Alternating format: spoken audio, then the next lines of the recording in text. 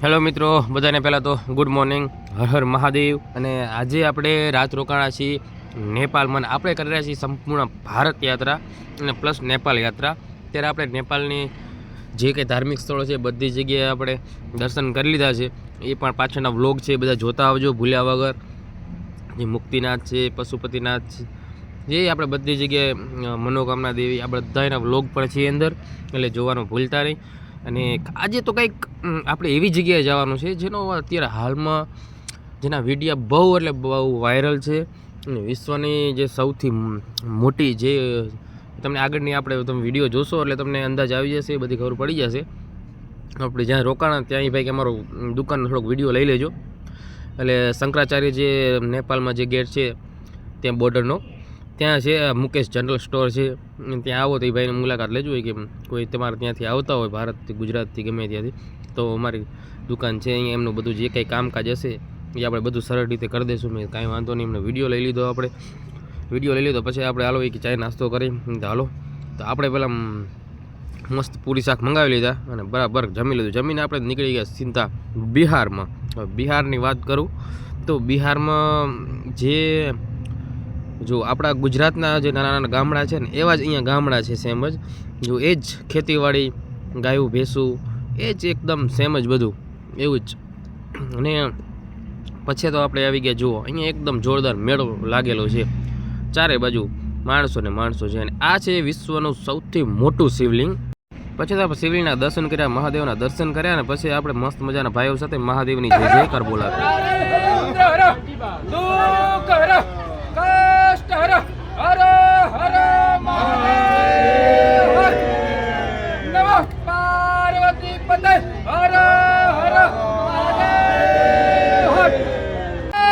હર દુઃખ હર, કષ્ટ હર, રોગ હર, હર હર મહાદેવ,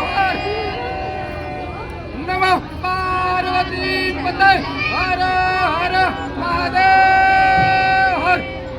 ભાઈઓ સાથે જય જયકાર બોલાવી તો ત્યાંની બહેનો કે અમે શું બગાડ્યું છે, અમારી સાથે જય જયકાર બોલાવો. આપણે બહેનો સાથે પણ જય જયકાર મહાદેવનું નામ લઈ લીધું અને પછી તમને બધાને દર્શન કરાવી દઉં. જો એકદમ રાત પડી ગઈ છે દર્શન કરાવી દઉં એટલે આપણે હવે રોકાવાનું મસ્ત મસ્ત. આપણે રોજનું પેટ્રોલ પંપ જ હોય, જો પહેલાં પેટ્રોલ પંપ જોડે પેટ્રોલ પંપ જ રોકાવાનું હોય. અહીંયા મસ્ત ટેન્ટ લગાવી નાખ્યું છે આપણે. હવે કોઈ ટેન્શન જેવું છે નહીં. લગાવીને હવે વિચાર હવે જમવા રોકાઈ રહેવાનું છે. બાજુમાં જે હોટલ છે મળશું આપણે કાલના બ્લોગમાં. જમવાનું આપણે બનાવવાનું નથી, બાજુમાં હોટલ છે હું જમી લઈશું. ફિક્સ થાળીવાળી છે એટલે વાંધો નહીં આવે, હું જમી લઉં. અહીંયા તો જે આપણે નેપાળમાં નતો એટલું બધું મોંઘું નથી, નોર્મલ જ છે, એટલે કોઈ ટેન્શન નથી, ગુજરાત જેવું જ છે. એટલે આરામથી હવે સૂઈ જવાનું છે. હમણાં જમવા જવું છે, હું જમી આવી પછી આપણે આગળનો વ્લોગ કાલે જોઈશું પાછા. પણ હજી જમતા આવી એ વ્લોગમાં લેવું પૂછે કે કેવું છે શું હોય એ બધું. હલો પહેલાં જમવા તો આવી ગયા આપણે. જમતા જમતા પછી મોડા યાદ આવ્યું, અરે યાર જમવાનું છે, વિડીયો લઈ લઉં જરા, કેમ કે રોટલી શાક ને આ તો બધું કર્યું. છેલ્લા દાળ ભાત બાકી હતા એ ઝાપેટતા હતા આપણે, મતલબ જમતા હતા. અને જમતા જમતા બીજા ભાઈ હતા, એમનો થોડોક વિડીયો આવી ગયો, કીધું નથી લેવો પણ તો આવી ગયો, કાંઈ વાંધો નહીં. જોઈ લો દાળ ભાતનું મસ્ત જોરદાર જેવું ગુજરાતી થાળી હોય છે એવું જ જમવાનું છે, એટલે ટેન્શન જેવું હતું નહીં, આનંદ આવી ગયો આજ તો.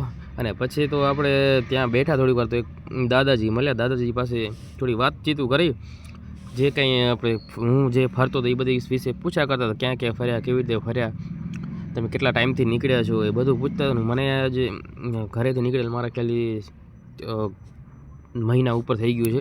એ બધી વાતચીતો કરી અને જે એમના જેમ થોડું ઘણું મને જ્ઞાન આપતા હતા, જે વાતચીત કરી કે આવી રીતે અહીંયા ફરવું, આ તે બધું ઘણી બધી મસ્ત મજાની વાતો કરી. બહુ આનંદ આવી ગયો. વાતો કરતાં કરતાં એમણે ચાય મંગાવી લીધી, પણ મેં કીધું હવે જમી લીધું છે, આપણે ચાય પીવી નથી, એટલે ચાય પછી મેં ના પાડી દીધી.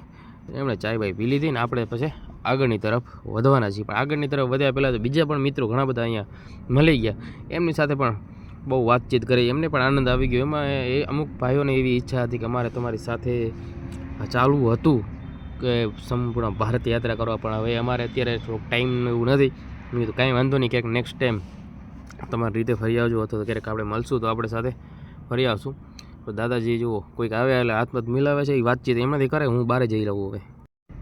બહાર આવે એટલે જે મિત્રો મળ્યા હતા એમની સાથે કે મારો ફોટો લેવો છે, અમુક કે વિડીયો લેવો છે. મેં કાંઈ વાંધો નહીં મારો ભાઈ, વિડીયો લઈ લો, ફોટો લઈ લો.